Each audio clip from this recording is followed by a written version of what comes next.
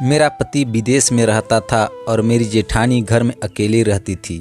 मेरी जेठानी विधवा थी। वह शाम को रोजाना खाना बनाकर ले जाती और कहती, किसी अनाथ गरीब बच्चों को दे आई हूँ, तुम्हारे जेठ को पुण्य मिलेगा। एक दिन जेठानी जी बेहोश हो गई और डॉक्टर को दिखाया तो डॉक्टर कहती है कि तुम्हारी जेठानी गर्भवती है। मैंने जेठानी को कुछ नहीं बताया और अगले दिन जेठानी का पीछा किया तो जेठानी एक पुराने घर में गई। वहाँ जाकर जैसे ही दरवाज़ा खोला तो मेरे आंखें फटी की फटी रह गई, क्योंकि मेरी जेठानी। मैं अपने बुआ के घर में रहती थी। मेरे आगे पीछे कोई न था। बुआ ने जो पहले रिश्ता मेरे लिए आया उसके लिए हाँ कर दी और मुझे अपने घर से विदा कर दिया, क्योंकि उनकी अपनी बेटियां भी शादी के लिए बैठी हुई थी। तो झटपट में मेरी शादी निपटा दी। मैं उनकी बेटियों से ज़्यादा खूबसूरत थी, इसलिए बुआ को यह डर था कि कहीं अच्छे से अच्छा रिश्ता मेरे लिए न आ जाए। इसलिए मेरे लिए जब जीत का रिश्ता आया तो बुआ ने फूफा के कान भरी और जल्दी जल्दी ऐसे शादी कर दी मेरी जैसे मैं घर से भाग जाऊंगी। लेकिन मेरी किस्मत अच्छी थी कि मुझे इतना अच्छा पति मिला। मेरा पति बहुत ज़्यादा अमीर नहीं था। उनको मेरी शादी होते ही पैसों की कमी का सामना करना पड़ गया था, क्योंकि मेरी शादी में अच्छा खासा खर्च हो गया था। मेरे पति ने शादी अच्छे तरीके से करने के लिए काफ़ी कर्ज ले लिया था, इसलिए वह कर्ज उतारने के लिए उनको विदेश जाना पड़ा ताकि वह कुछ पैसे कमा करके आ जाएं। कर्ज भी उतर जाएगा और अच्छे तरीके से गुजर बसर भी हो जाएगी। उनके काम काज पहले से ही बने हुए थे, इसलिए वो कमाने के लिए अमेरिका चले गए, जहाँ पर मेहनत मजदूरी करनी थी। उन्हें अभी मेरी शादी को 3 महीने ही हुए थे, लेकिन मेरे पति विदेश से बाहर चले गए और मुझे बहुत अफसोस हो रहा था। मैंने अपने पति के साथ ज़्यादा वक्त नहीं गुजारा था, जिसने मुझे कहा कि मैं जल्दी वापस आ जाऊँगा, थोड़ा सा सब्र करना। पैसों की परेशानी बहुत ज़्यादा है। सिर्फ शादी ही नहीं, अपना घर बनाने के लिए भी कोशिश कर रहा हूँ, क्योंकि अभी हम किराए के घर में रहते हैं। क्या तुम नहीं चाहती है कि हमारा अपना घर हो? भाई के इलाज का कर्ज भी उतारना है। इस तरह की बातें करके जीत ने मेरी उदासी को दूर करने की कोशिश की, क्योंकि उसके जाने की खबर सुनकर मैं काफ़ी दिनों से उदास थी। फिर मैंने सोचा कि वह ठीक ही कह रहे हैं, मुझे थोड़ा सा इंतज़ार करना होगा। इसके बाद जब हमारी आर्थिक स्थिति सही हो जाएगी तो हम एक खुशहाल ज़िंदगी की शुरुआत करेंगे। अपने पति को तो मैं देश से बाहर विदा कर दिया था, लेकिन अब इस घर में मैं और मेरी जेठानी रह गई थी। इस थोड़े से समय में मेरी जेठानी से ज़्यादा बात नहीं हुई थी, क्योंकि मुझे पता था कि मेरे पास अपने पति के साथ वक्त गुजारने के लिए बहुत कम वक्त है। इसलिए शादी से लेकर अब तक का सारा समय दिन रात मैंने अपने पति के साथ गुजारे थे। अपनी जेठानी के साथ बैठने और बात करने का मुझे वक्त ही ना था, ना ही फिलहाल कोई ज़रूरत थी। मैं तो बस उनको खाना बना कर देती थी और वह चुपचाप खा लेती थी। मेरी जेठानी सारा दिन और सारी रात क्या करती रहती थी, मुझे उससे कोई मतलब नहीं था। लेकिन अब जबकि मेरे पति चले गए थे तो घर में मैं और मेरी जेठानी थी, इसलिए हम दोनों की थोड़ी बहुत बातचीत हो जाया करती थी। लेकिन मेरी जेठानी कुछ अजीब सी थी। वो आम जेठानियों की तरह न थी। काम न करने पर भी मुझे कुछ नहीं कहती थी, खामोशी से खुद काम कर लिया करती थी। मुझे अगर जागने में देर हो जाती तो नाश्ता बना दिया करती थी। मेरे मैले कुचले कपड़े धोने लग जाती। इन तमाम बातों से मुझे खुशी नहीं मिली थी, बल्कि गुस्सा आने लगा था। एक दिन मैंने उनसे कह दिया कि आप मोहल्ले वाले को क्या बताना चाहती हैं कि मुझे कोई काम नहीं आता, दिन चढ़े सोई रहती है, अपने कपड़े नहीं धो सकती, सफाई कर नहीं सकती। दूसरे शब्दों में तो आप मुझे बदनाम करना चाहती हैं। मोहल्ले भर में मेरा इतना सा कहना था कि इसके बाद मेरी जेठानी ने किसी काम को हाथ तक नहीं लगाया। अब अगर पूरे हफ्ते भी मेरे कपड़े मैले कुचले पड़े रहते तो भी वह नहीं धोती थी। अगर मैं देर तक जागती थी तो चाय नाश्ता नहीं बनाती थी, सिर्फ वो अपने लिए बनाती थी। मुझे इस बात पर भी हैरानी हुई थी कि उन्होंने मुझसे कोई झगड़ा नहीं किया था, बल्कि खामोशी से सारे काम छोड़ दिए। फिर कुछ दिन के बाद एक अजीब सी बात होने लगी। मैं जब भी खाना बनाती थी तो वह मुझसे कहती थी कि एक आदमी का खाना ज़्यादा बना देना। मैंने पूछा कि घर में तो सिर्फ हम दोनों ही हैं, तो फिर 3 आदमी का खाना क्यों? तो उन्होंने जवाब दिया कि तुम्हारे जेठ जी जीवित नहीं हैं, इसलिए मैं उनका खाना किसी गरीब बच्चों को दूंगी ताकि उनको पुण्य मिले। अपनी जेठानी की यह बात सुनकर मुझे हैरत हुई, क्योंकि आज से पहले उन्होंने कभी इस बात का जिक्र भी नहीं किया था। जब तक मेरे पति यहाँ पर थे उन्होंने कभी भी मेरे जेठ का खाना किसी गरीब को नहीं दिया था। हैरत की बात तो यह थी कि वह दिन का खाना नहीं देती थी, सिर्फ रात को देने लगी थी। मेरे मन में कई तरह के सवाल उभरने लगे थे, लेकिन मैं पूछना सही नहीं समझा था। जबकि मैंने सोचा कि हो सकता है कि वो पहले ही खाना देती रही हो। मैं तो पहले अपने पति में मग्न थी। मैंने कभी भी नहीं देखा कि उन्होंने रात को खाना दिया है किसी गरीब को कि नहीं, लेकिन मुझे उनकी यह बात बहुत अच्छी लगने लगी थी। उनके पति के गुजरे 3 साल हुए थे और वह उनके पति उनके पुण्य के लिए किसी गरीब को खाना दे रही है, तो यह अच्छी बात थी। बहुत कम औरतें ऐसी होती है जो अपने पति की मुक्ति के लिए ऐसा करती है। मैंने अपनी ज़िंदगी में ऐसी औरतें बहुत कम देखी थी और अपनी जेठानी को देखकर तो मुझे बहुत खुशी हुई थी। वह एक रूखी सूखी सी औरत रहती थी जिसे कभी भी किसी से कोई दिलचस्पी नहीं थी। मुझे उनमें कोई खास अच्छाई नज़र नहीं आई थी, लेकिन यह बात मुझे बहुत अच्छी लगी थी और मेरे दिल में उनके लिए इज्जत बहुत बढ़ गई थी। ऐसा इसलिए भी हुआ था कि मेरी नई नई शादी हुई थी और मुझे अपने पति से बहुत मोहब्बत थी और मैं उनको याद करती थी। मैं अपनी जेठानी का दर्द महसूस कर रही थी। मैं सोचती थी कि मैं अपने पति से इतनी मोहब्बत करती हूँ कि वह थोड़े समय के लिए मजबूरन देश से बाहर गए हैं तो मेरा यह हाल है। हालांकि मुझे उम्मीद है कि वह वापस आ जाएंगे, लेकिन मेरी जेठानी के पति तो दुनिया से ही चले गए थे और उन्हें तो उम्मीद भी नहीं थी कि वह वापस आएंगे। ना ही उनकी कोई औलाद थी। इतनी बात सोचकर ही मेरा दिल डूबने लगा था और फिर मुझे मेरी जेठानी से हमदर्दी होती चली गई। अब हर वह औरत जिसे अपने पति से बहुत मोहब्बत हो, मुझे वह औरत अच्छी लगती थी। और जो औरतें बिना वजह मेरे पति की बुराइयां करती थी, मेरा उनके पास बैठने को भी दिल नहीं करता था। मेरी जेठानी रोज़ खाना लेकर घर से बाहर चली जाती थी और काफ़ी देर तक बाहर ही रहती थी। यहाँ तक कि मुझे नींद आने लग जाती थी। मुझे जागना होता था क्योंकि मुझे अपनी जेठानी के लिए दरवाज़ा खोलना होता था। एक दिन परेशान होकर मैं अपनी जेठानी से कहा कि आप खाना देने तो जाती हैं तो इतना देर क्यों लगती है? मैं जल्दी सोने की आदी हूँ क्योंकि सुबह सवेरे ही जीत के फ़ोन का वक्त होता है। मेरी जेठानी ने कहा कि गरीब बच्चों को खाना देने के बाद मैं पड़ोस में चली जाती हूँ, वहाँ बातें करती हूँ, इसलिए थोड़ी सी देर हो जाती है। आगे से तुम सो जाया करो और मेरी फिक्र छोड़ दो। मैं दरवाजे को बाहर से ताला लगा कर जाऊंगी और चाबी भी अपने पास रखूंगी। जेठानी की यह बात सुनकर मुझे सुकून सा आ गया था। मेरी समस्या का हल हो गया था। अब मैं बेफिक्री सी सो सकती थी। मेरे पति की वहाँ पर नाइट ड्यूटी थी, इसलिए वह रात में मुझसे बात नहीं करते थे और मैं जल्दी से सो जाया करती थी। हमारी बात सुबह को होती थी और उसके बाद कई दिन बार बार बात होती थी। मैंने सोचा कि जेठानी भी अकेली बोर होती है, इसलिए वह रोज़ पड़ोस की औरतों के घर जाकर बैठ जाती है। मुझे उनके जाने पर कोई एतराज़ नहीं था।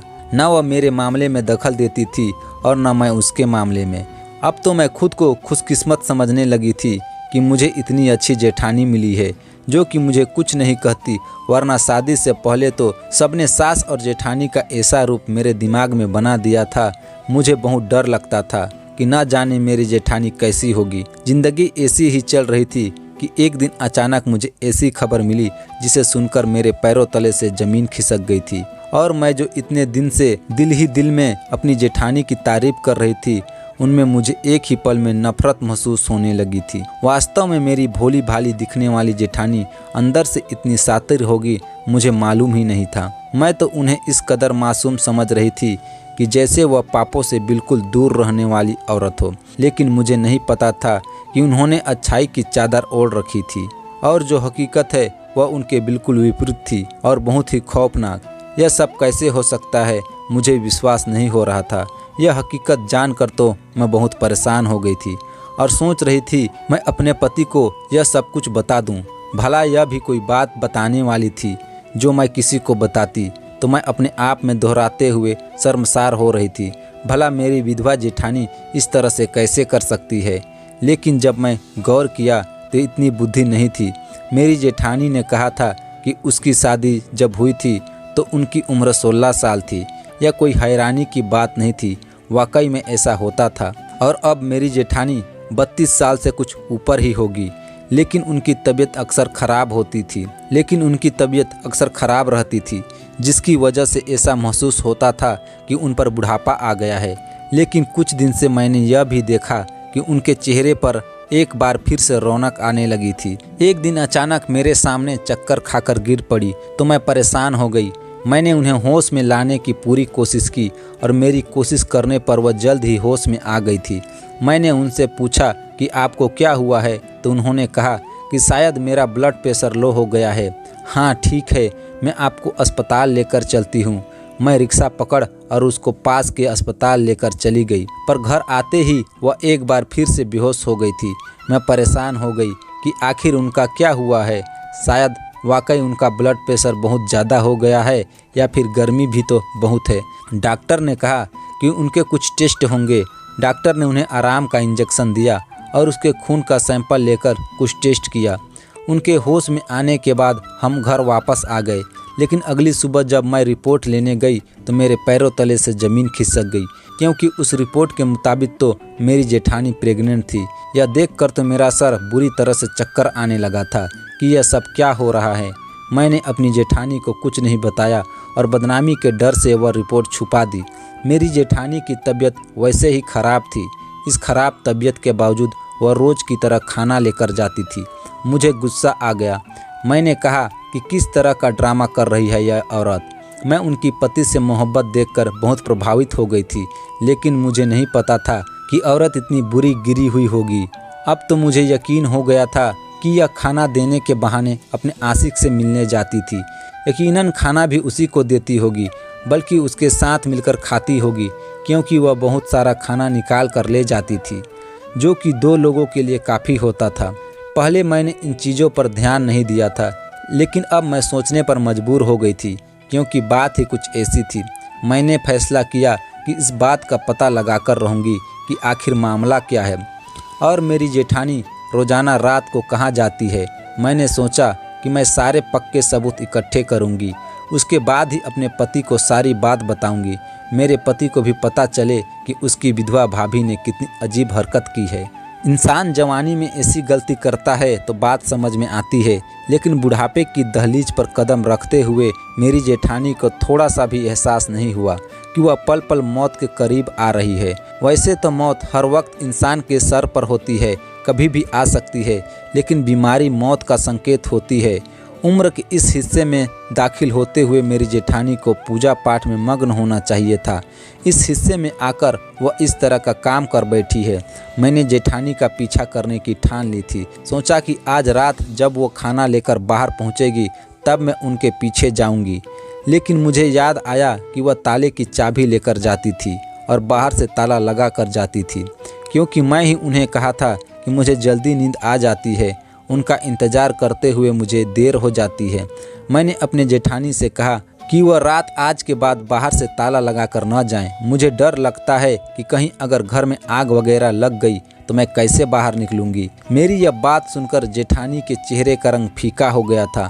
मैंने महसूस किया था कि मेरी यह बात उन्हें अच्छी नहीं लगी थी। अब तो मुझे यकीन हो गया था कि दाल में कुछ काला है। जैसे ही मेरी जेठानी खाना लेकर बाहर गई तो मैं अपनी चादर उठाई, जो कि शादी से पहले मैं इस्तेमाल करती थी और शादी के बाद भी इस चादर को यादगार के तौर पर अपने साथ लाई थी।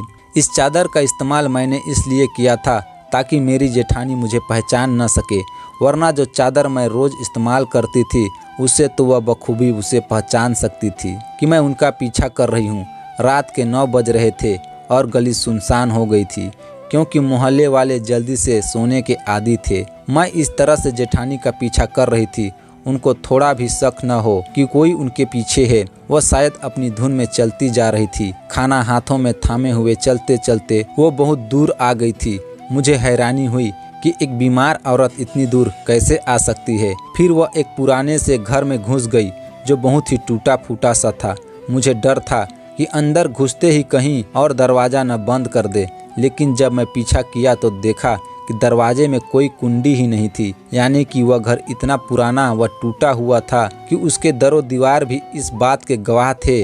मैं दबे पांव इस घर के अंदर घुसी तो मैं वहाँ पर देखा कि वहाँ पर मेरी ही जेठानी का हम उम्र एक शख्स मौजूद था और मेरी जेठानी उसे बहुत खुशहाल माहौल में बातें कर रही थी। न सिर्फ बातें कर रही थी बल्कि अपने हाथों से निवाले बनाकर उस शख्स को खिला रही थी। यह दृश्य देखकर तो मेरा ऊपर का सांस ऊपर और नीचे का सांस नीचे रह गया था कि यह सब क्या हो रहा है। यानी कि मेरी जेठानी रोजाना मुझसे झूठ बोलकर जाती थी कि वह गरीब बच्चों को खाना देने जाती है, जबकि वह यहाँ पर किसी अनजान आदमी के घर के अंदर जाकर न सिर्फ अपने हाथों को खाना खिलाती है बल्कि उसे खुश होकर बातें भी कर रही थी और काफ़ी वक्त लगाती है। यहाँ तक कि मैं सो जाती हूँ और जब मैं पूछता हूँ तो कहती है कि मोहल्ले की औरतों के साथ बैठी थी और मैं कितनी बेवकूफ़ थी कि मैं उनकी उन बातों पर ध्यान देना तो दूर की बात कभी जेठानी पर जरा सा भी शक नहीं किया था। और मैं उसको एक अच्छी औरत समझती रही जो अपने पति की वफादार है और उनके पुण्य के लिए खुद गली से बाहर आकर गरीबों को खाना देती है। लेकिन अब बात सिर्फ खाना खिलाने की हद तक नहीं थी, न ही किसी अनजान शख्स से बातें करने की हद तक थी, बल्कि बात तो इससे भी बहुत आगे निकल चुकी थी। मेरी जेठानी तो गर्भवती हो चुकी थी। अब तो मुझे यकीन हो गया था कि यही वह शख्स है जिससे उनके साथ मेरी जेठानी का कोई चक्कर है। किसी वजह से वह खाना देने के बहाने आती है। वह यह आदमी कौन है मैं नहीं जानती थी। पहले तो मेरा दिल किया कि मैं वहां जाकर उन दोनों के मुंह में उन्हें भला बुरा कहूं। फिर मुझे ख्याल आया कि वह दोनों कहीं मुझे नुकसान न पहुंचा दें और मैं पीछे अपना घर भी खुला छोड़कर आई थी, कहीं कुछ ना घुस जाए। मुझे यह फिक्र थी। जैसे ही मेरे दिल में चोर का ख्याल आया मैं तुरंत वापस आ गई, क्योंकि वहाँ पर मेरे जेवरात भी पड़े थे और कुछ कीमती सामान भी। मैं सोच सोच कर पागल हो रही थी। मैंने फैसला कर लिया था कि आज मेरी जेठानी घर आएगी तो मैं उनके सामने वह सब कुछ बोल दूंगी जो मेरे दिल में है। वहाँ पर तो मैंने उसे अनजान शख्स के डर से कुछ नहीं कहा था, लेकिन घर में तो मैं बोल सकती थी। जैसे ही मेरी जेठानी वापस आई तो मुझे जागते देखकर थोड़ी चौंक सी गई और पूछा कि तुम अभी तक सोई नहीं है। मैं भी गुस्से में आ गई और कहा कि जिस औरत की जेठानी इतनी बदकिरदार हो सकती है उसको भला नींद कैसे आएगी। मेरी बात सुनकर तो मेरी जेठानी हैरान होकर मुझे देखने लगी। तो मैंने कहा कि मुझे इस तरह से न देखो, मुझे सारी असलियत पता चल गई है कि आप खाना देने के बहाने कहाँ जाती हैं और किससे मिलती हैं और अपनी कोख में किसका बच्चा पल रहा है। मेरी जेठानी ने मुझसे कहा कि मैं क्या बोल रही हूँ, तो मैं उनकी मेडिकल रिपोर्ट उनके मुंह पर मारते हुए कहा कि मैं यह सब बिना वजह नहीं कह रही हूँ। यह आपकी मेडिकल रिपोर्ट है जिसमें बताया गया है कि आप गर्भवती हो चुकी हैं और अब मैं वह देख कर आई हूँ कि आप इसका पाप लिए फिर रही हैं। मेरी जेठानी में वह रिपोर्ट उठाई और उन्हें पढ़ने लगी और मुझसे कहा कि ऐसा कुछ भी नहीं है, रिपोर्ट में गलत लिखा हुआ है। मैंने कहा कि अगर रिपोर्ट गलत है तो मैं यकीन भी कर लेती, लेकिन वह शख्स कौन है जिससे सारी सारी रात आप बैठकर बातें करती रहती हैं। अपने पति के लिए पुण्य के काम के नाम को लेकर किसी और शख्स के पास रहते हुए आपको शर्म नहीं आती? कौन है वह शख्स जिसे आप हंस हंस कर बातें कर रही थी? आपको अंदाजा भी है कि आपने मेरे पति की इज्जत को मिट्टी में मिलाकर रख दिया है। क्या मुंह दिखाएंगे मेरे पति सारी दुनिया को कि उनकी विधवा भाभी जिसका पति मर गया है वह गर्भवती हो गई है? अगर मेरे जेठ भी जिंदा होते तो फिर यह जमाना कुछ न कहता, थोड़ी बहुत बात होती और फिर सब चुप हो जाते कि चलो एक स्वीकारने लायक बात थी, कोई अनुचित बात तो नहीं है। यह कहकर लोग उसे स्वीकार कर लेंगे। अगर दुनिया मेरे पति से उसके जुड़े सवाल करेंगे तो वह जमाने में किसी को मुंह दिखाने के काबिल नहीं रहेंगे। लोगों की बहन या बेटी इस तरह के काम करती है और उनके सर शर्म से झुक जाते हैं, लेकिन यह पहली बार है कि एक विधवा औरत ने इस तरह का काम किया है। मेरे पति तो बदनामी के डर से अपने जान ही ले लेंगे और मैं अपने दिल की सारी भड़ास जेठानी के सामने निकाल दिया तो उन्होंने कहा कि तुम गलत समझ रही हो। वह शख्स तो मेरा भाई है, उसे किसी ने गलत केस में फंसाया था जिसकी वजह से वह पुलिस से छुपकर इस घर में बैठा हुआ था और मैं उसे खाना देने जाती थी। मैंने मजबूरी में तुमसे झूठ बोला था कि तुम क्या सोचोगी मैं कहाँ जाती हूँ, इसलिए मैंने पुण्य का काम वाली बात की थी। मेरी जेठानी झूठ पर झूठ बोल रही थी। मैंने कहा कि आप इतना झूठ मत बोलें, यह रिपोर्ट बिल्कुल सच्ची है और वह आदमी आपका भाई नहीं है। वक्त आने पर जमाने के सामने हर कोई भाई बहन बन जाता है आपने इतने बड़े भाई को कौन सी औरत अपने हाथ से निवाले बनाकर खिलाती है? इस तरह की हरकतें औरत अपने आशिक के साथ करती है और वह आपका भाई नहीं है, यह बात मुझे मालूम है। इतनी कम अकल की भी नहीं हूँ कि मैं समझ ना सकूँगी दो लोगों के बीच में कैसा रिश्ता हो सकता है। हाँ ठीक है, वह आदमी पुलिस से छुप रहा होगा, यह बात आपकी सही है, लेकिन वह आपका भाई नहीं है, वह आपका आशिक है। मैं अपनी धुन में न जाने क्या क्या बोल रही थी कि मेरे फ़ोन की घंटी बजी और इस फ़ोन को सुनकर तो मेरे सर पर आसमान ही गिर पड़ा था और मैं हैरत से अपनी जेठानी की तरफ देखा। मेरे हाथ से मोबाइल छूट कर रह गया। मेरी जेठानी ने हैरानी से मुझे देखा और कहा कि किसका फ़ोन है, क्या हो गया है? जीत तो ठीक है ना?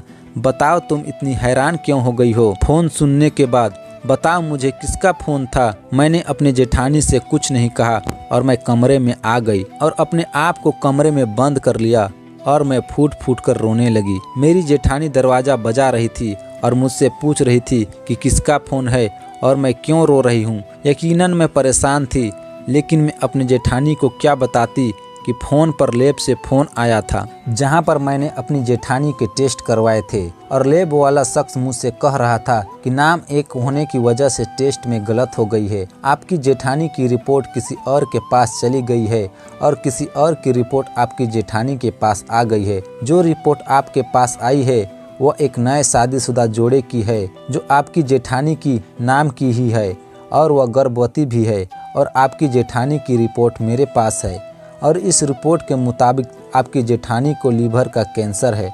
अब मैं अपनी जेठानी को क्या बताती कि मैं जो इतनी देर से उनके किरदार पर उंगली उठा रही थी, उनके पास तो ज़िंदगी का वक्त ही कम बचा था। मैं किस मुंह से अपनी जेठानी से माफ़ी मांगती? आखिर मैंने दरवाज़ा खोल दिया और अपनी जेठानी के गले लगकर फूट फूट कर रोने लगी और उनको सारी हकीकत बता दी। उस दिन के बाद मेरी जेठानी बहुत बीमार हो गई थी और उनकी आंखों में हर वक्त मेरे लिए शिकायत रहती थी। वह शख्स वाकई में मेरी जेठानी का भाई था, जब पुलिस से छुप रहा था। एक छोटी सी गलत में सब कुछ बर्बाद करके रख दिया था।